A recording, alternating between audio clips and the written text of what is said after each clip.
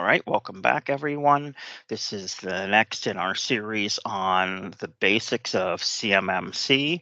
And today, Mira is going to discuss federal contract clauses, also specific to DoD contracts, the language that you can expect to see and need to understand. I'm Mark Hateman, president of Curie Solutions, and I've got our founder, Amira Armond, on the line here, and she's going to kick us off. Hey, thank you, Mark. Okay, so I'm mostly talking to contract supervisors, contract managers, procurement people in this segment, and we're going to be talking about how cybersecurity requirements for CMMC are going to be levied on your company in the future. Okay.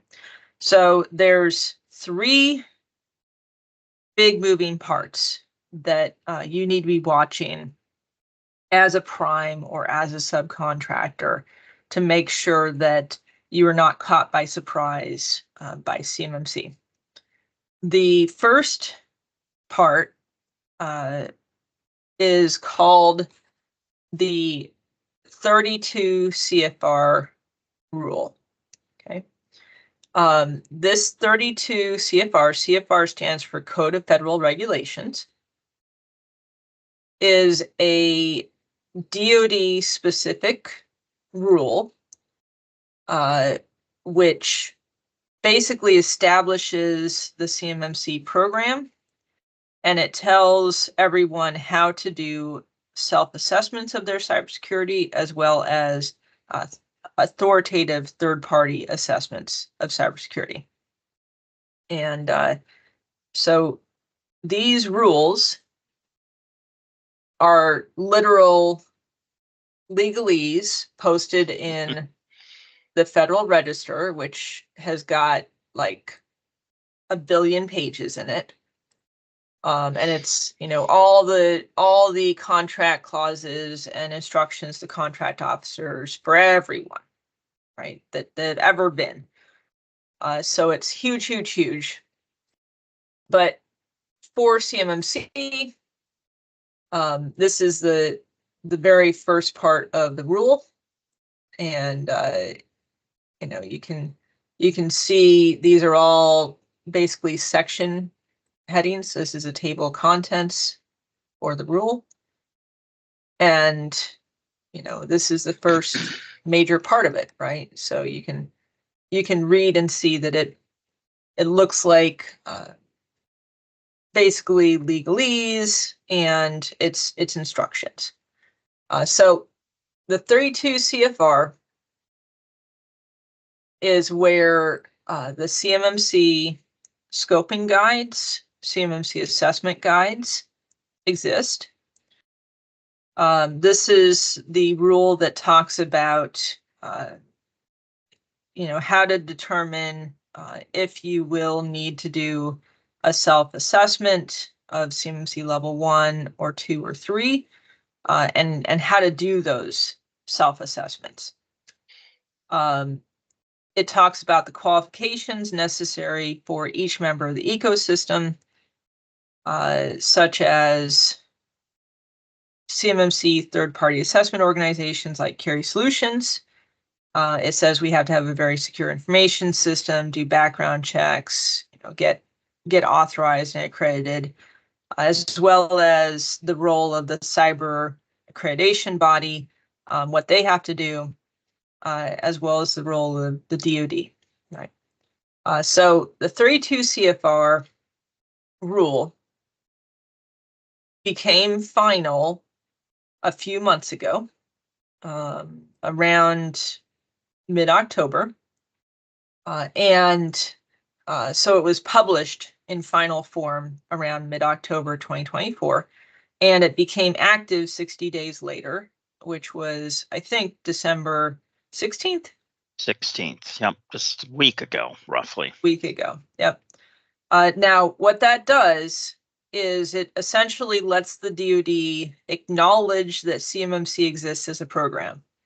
for the first time. They've got something in their laws saying that CMMC is a real thing, right? Before that, it was a concept, it was a push, right? But it wasn't real. They couldn't acknowledge somebody having a CMMC certificate, for example, as being preferred. But now they can. And so that, just a week ago, that made the CMMC program active. It made certifications grantable. It let C3POs start doing assessments. It kicked off everything. And it also started all the timelines for authorizations and accreditations of the Cyber AB, the accreditation body, as well as the certification bodies, the C3PAOs. Okay, so we can do stuff now. Yay! All right, but while that establishes a program and makes it real, it doesn't actually add a contract clause to any contract. It doesn't push it out to contractors yet. It makes it capable, or it makes it possible for contractors to get certified ahead of time before the actual requirement is levied on them. Okay, so the thing that pushes CMMC out to contractors is what's called the 48 CFR rule. Okay, so this is basically the 48 CFR is a book of contract clauses for DoD contracts. For example, the DFARS 252, 204, 7012 clause that we reviewed in earlier videos, which is the one that says if you have CUI in your contract, you apply NIST 800-171 set of requirements to it.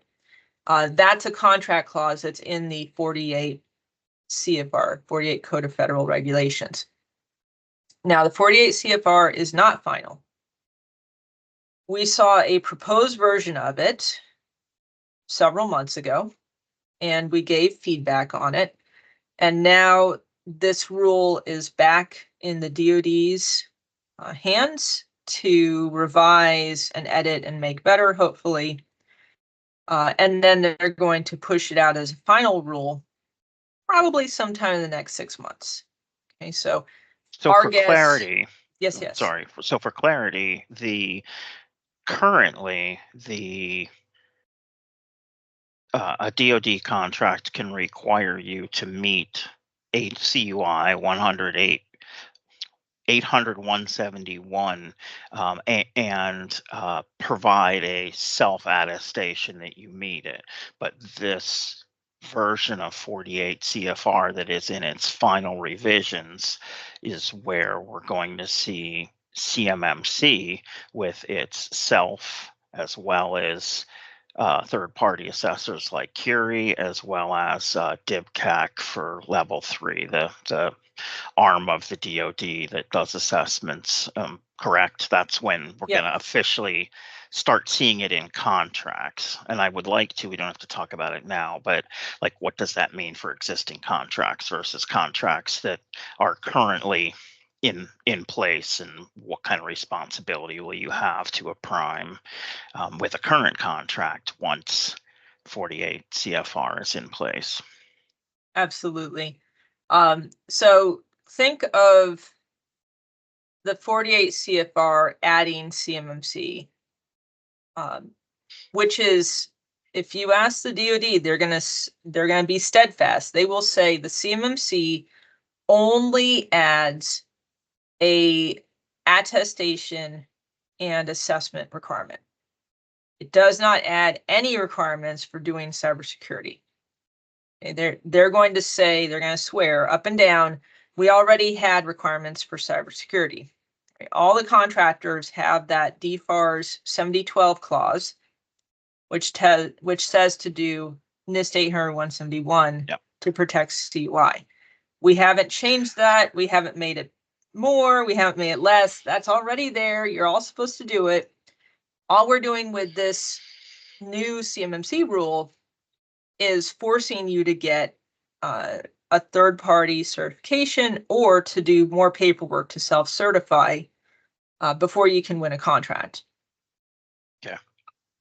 Now, of course, there's differing opinions on that. You know, the 32 CFR published a scoping guide, which is a little bit different from the NIST 800-171 scoping recommendations. It's a little bit different from the scoping recommendations in DFAR 7012, right? So some We people have will a say, series on that.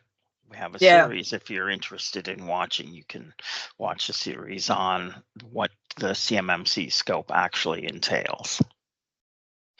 so you can certainly make an argument that, hey, they changed the scope, right? That increases security requirements on me, but they'll say, actually, it's always been that, we just formalized it, right? So DoD wins most of those arguments, unfortunately. Now, we do have webinars. If you look at our YouTube channel, we actually have webinars about this 32 CFR, and we have webinars about the 48 CFR, right? So if you want to spend an hour getting deep into it, go check our other videos. They're really good. They've got experts like Vince Scott and Brian Hubbard deep diving into what this means, okay? All right, so let's go look at the 48 CFR. So over here, this is the very first part of the 48 CFR rule, which would be the part that's put into contracts. And you can see, you know, some instructions in here, right? Ensure all subcontractors and suppliers complete and maintain on an annual basis, right, their CMMC compliance status and affirmation. So, you know, that's just one random sentence from this. This is the rule that would actually go into contracts. It would go into request for proposal. And the number of it is 252-204-7021. Okay. So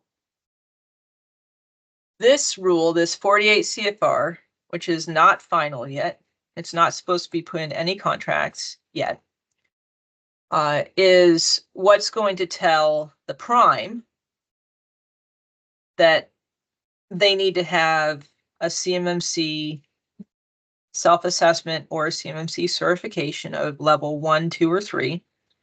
It tells the prime that all of the data for their contract needs to be kept on an appropriately certified or self-attested system.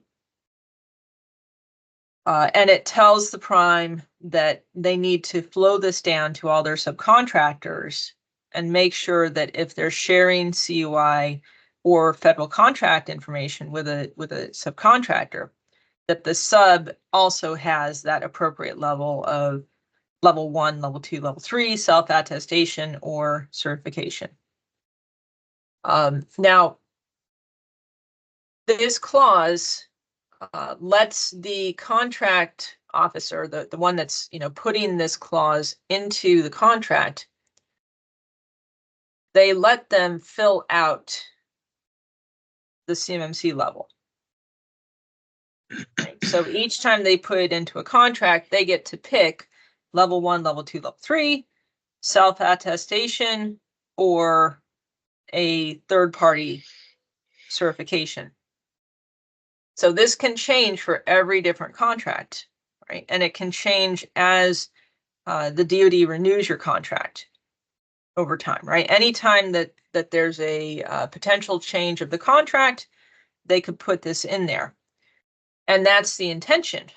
So the DoD plans to start adding the 48 CFR to new and renewing contracts pretty much as soon as the rule becomes active, you know, mid 2025. What they have stated is they plan to start with self-assessments for everyone. So they're not going to require certifications for most contractors. Okay, but what this does is it's making sure that the contractor has a positive affirmation that's recorded, right, done by a senior official that says, I am doing all the requirements. Okay, and that's a big difference. For you to do a self-assessment, for it to actually count as a self-assessment, the company has to be saying, I am doing all the requirements, or there is a 6-month allowance to not do all the requirements. Right? You can miss some of them and still be good for 6 months, but after that 6-month period, you got to be doing all of them. Okay, so don't read self-assessment and go, I'm good, because you, as the contracting person for your company, a procurement official or a senior person from the company, if you put in a self-assessment, you're swearing that that's correct. And the DoD is, they really do seem to be planning on using these affirmations against companies if they're lying. And then starting immediately, a few contracts, right, a small handful, are going to require certifications by a C3 PAO. And then if you go, say, 6 months to 12 months, we're expecting that contracts will now start requiring level 2 certifications if you've got CUI. That's to be awarded the contract. Okay, so we've got maybe another year before you're likely to have a contract that says you need to be certified by a C3 PAO. Now there's a few at that point that might need a level 3 certification. Again, a handful, right? Most companies hopefully will not need that. And then as time goes on, we're into 2026, 2027. I would say that almost all contractors that have more than 5 or 6 contracts are going to be hit by the requirement to have a level 2 certification assessment on one of their contracts.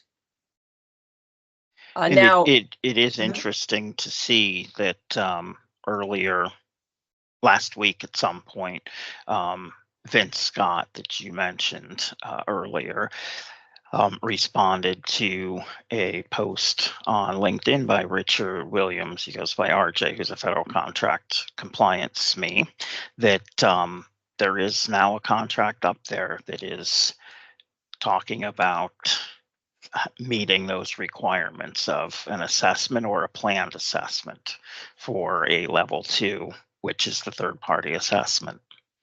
Mm-hmm. So that, from what I can tell, was incorrect. That contract that includes the 48 CFR requirements. Some government person jumped the gun and threw on stuff that they shouldn't have thrown on, because we really are supposed to have this 6 months before it can go live. But it is scary, right? Oh my goodness, it's happening. It's coming for sure. Yeah. Right. And we should expect a lot of that churn, because there's thousands of government contract officers, and they're just reading instructions, and they're reading through the rules, and they're just applying it as best as they can figure out. Yeah. And there's always going to be mistakes in there. All right. And then 2027, right? The expectation is that every contract is going to require level 1, level 2, or level 3, unless it is a truly commercial off-the-shelf contract for stuff that has no customization, no real interaction with the DoD. Okay. Let's talk about subcontractors for a second. If you're a subcontractor, you are probably working for more than one prime. It's pretty common, right? If you're only working, if you're only doing work for one prime on one contract, then you can probably relax, right? You're probably going to be subject to these delayed implementations, right? You probably got a few years depending on what happens with your prime. But if you serve many primes, right? You're serving Northrop Grumman and GE and Lockheed Martin, you should expect that you're going to get a certification requirement the first time one of them gets a certification requirement.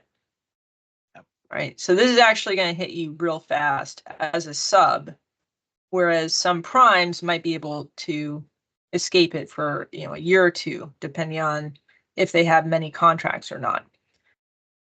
Now, if you do have a certification requirement, you're going to need to get a C3PAO to assess your essentially perfect performance, right? There's still that 6-month period where you can do some things wrong and still get certified, but it only lasts for 6 months. So the DoD really wants everybody to be doing all the requirements, all 110 requirements, and it's going to be very hard to get out of that.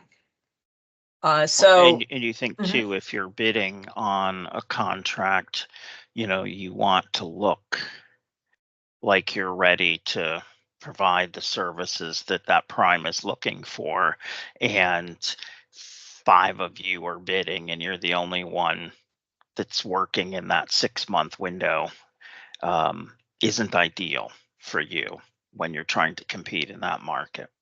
Not to put, create fear around it, but just the reality of, it's coming either way. There's people that are doing it.